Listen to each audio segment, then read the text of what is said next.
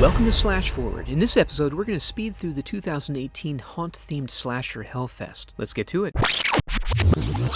We open on Orange Grove's Community Horror Night. Three young ladies are practically getting their pants scared off at a fairly elaborate haunted house. They run and scream and have an all-around lovely time, until they get disoriented and split off. This lone lady finds herself confronted by a scarer who has been following her all night and giving her the willies. She asks to be left alone, but instead gets stabbed in the gut, the opposite of being left alone, and is turned into a decoration for everyone to enjoy. The narrative then shifts to Nat, greeted by her old friend Brooke, who she's come to visit, and apparently is living with Nat's frenemy Taylor, who does, in fact, need to be taken in small doses. This initial awkwardness is resolved by the power of their friendship necklaces, which make everything all better. We come to find that Nat's romantic interest, Gavin, has scored them all VIP tickets to Hellfest, a traveling haunt. We meet Brooke's boyfriend Quinn, an event that truly does not matter, and then we're off. On the way, we get an expositional conversation that confirms the events of the cold open occurred 3 years prior and are well known. They meet the final two members of their group, Asher and Gavin, have some classic young adult conversating, do some pre-gaming, and then head into what must be an incredibly lucrative business. Not far behind them enters who we're left to assume will be our slasher for the evening. We arrive back with our group, who seem to love chatting and provide expositional dialogue that informs us the haunt is set up with a series of progressively scarier mazes, some of which have to be completed before getting to the final maze, Hellfest, a McCamey Manor-style haunt where anything and everything goes, so prepare to be touched. Meanwhile, the stalker starts feeling out his potential victims like the creeper. Getting off on turning out the fearless, he picks up a casually available knife and gets to work. Our protagonists VIP their way into the first house, where they continue to talk incessantly and then have a scare-tage. Nat figures out the formula to the maze, eradicating the general sense of wonder and ruining the scares. In the final room, they cross paths with the sassy lady from before, who's now running scared. Nat, now free of fear, attracts the stalker's attention before directing him to his victim, and then egging him on and staring him down as he murders her. Nat is momentarily disturbed until she steps outside and witnesses a similar, clearly fake instance of a stabbing by a scarer. We then find ourselves locked in our own Hellfest as the group continues to walk and banter. Nat and Gavin finally overcome their awkwardness and start making some racy photos in the picture booth. Brooke witnesses the stalker stalk off with them, so she chases him down. She acts hard, but we see the fear in her eyes as she's confronted with paralyzing loneliness and mild singing.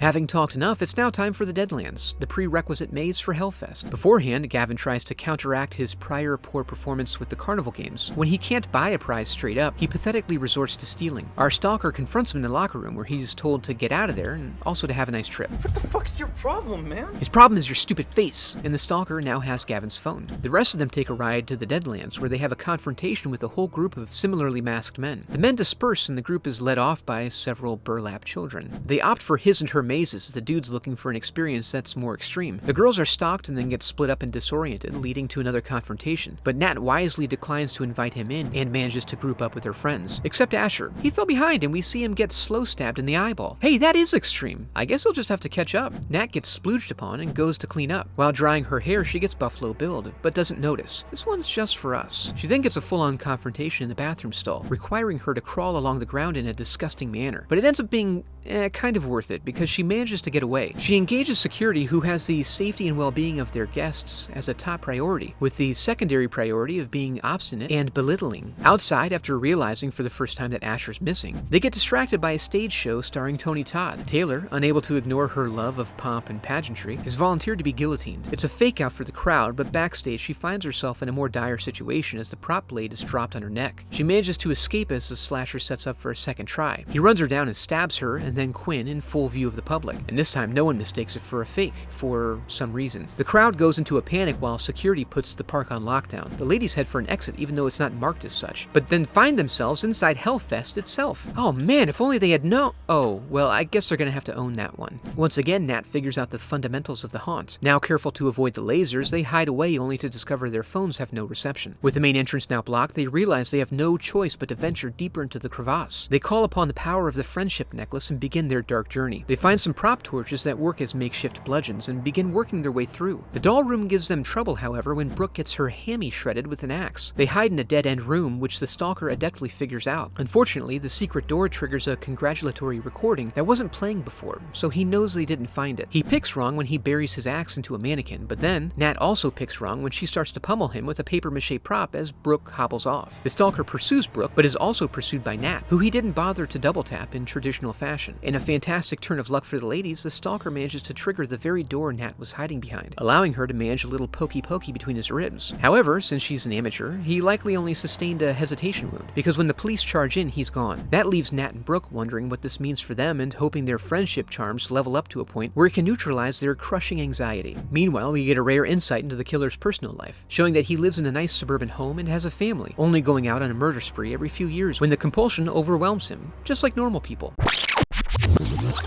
And that was Hellfest, a pretty decent movie released in 2018. On an unrelated note, I did want to officially thank everyone who's subscribed to the channel. I don't typically outright ask for subscribers at the end of my videos because I figured at this point people know what to do if they enjoy the content. But if you do watch and enjoy it, it is nice to know that you're out there. So thank you. It is truly appreciated. And if you're not subscribed, I would love for you to be a part of the channel. I hope you enjoyed the video and thanks for watching.